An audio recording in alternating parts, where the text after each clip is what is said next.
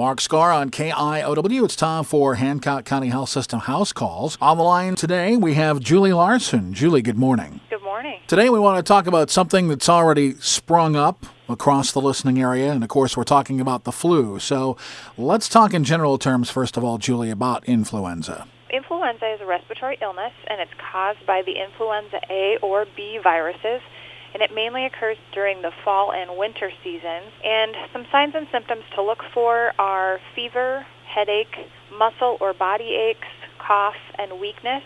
Some patients also have a sore throat or nasal discharge, and the virus is transmitted by close contact with an infected individual. And so typically the infected patient will cough and sneeze, and they'll send some large droplet particles into the air. But because they're large, they don't usually stay in the air for very long, so they might land on a surface. So contact with these surfaces are another method of transmission of the virus. And typically, the period of time from exposure to influenza and the person becoming ill can be anywhere from 1 to 4 days. Julie, how can I avoid getting the flu, and what are the symptoms, and how is it treated?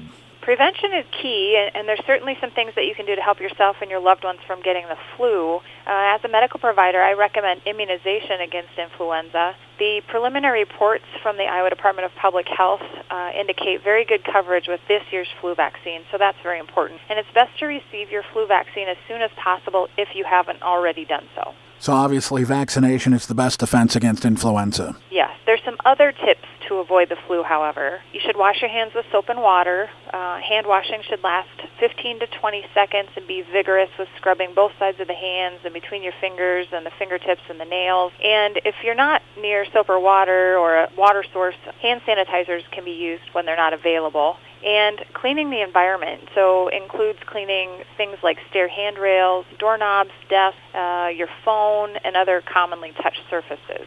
We're talking to Julie Larson from HCHS. This is House Calls. How serious, Julie, is the flu? Well, once a person comes down with symptoms of influenza, it's important to know how to treat it. It can be pretty serious. Antiviral medications can be used to treat influenza and work best if they're given within the first 48 hours of symptom onset. Those people with the flu should stay home. They shouldn't go to work. They shouldn't go to school or normal activity until they have been at least 24 hours without fever or 7 days, whichever is longer. People that are ill with influenza-like symptoms should avoid any persons with a diminished immune system too, and specifically we think of those that are very old, such as those in nursing facilities or in hospitals, and the very, very young, such as newborn or young babies.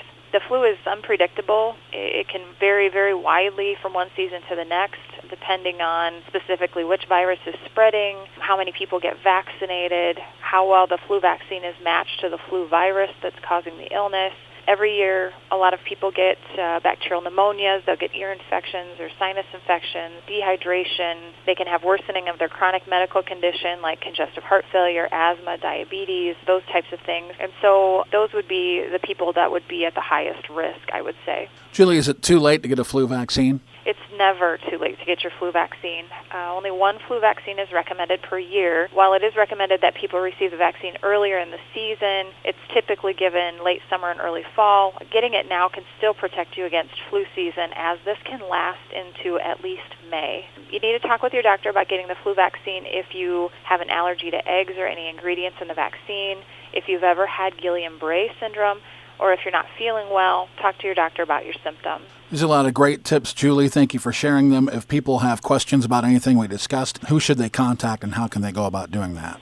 If you need to find a medical home or somewhere to be seen, we have one close to you in Britt, Garner, Kanawha, and Wesley, or you can call us at 641-843-5000, and we can get you connected. Julie, thank you very much for your time and for the information. We appreciate it. Thank you. Julie Larson, Hancock County Health System. This has been House Calls. I'm Mark Scar on KIOW.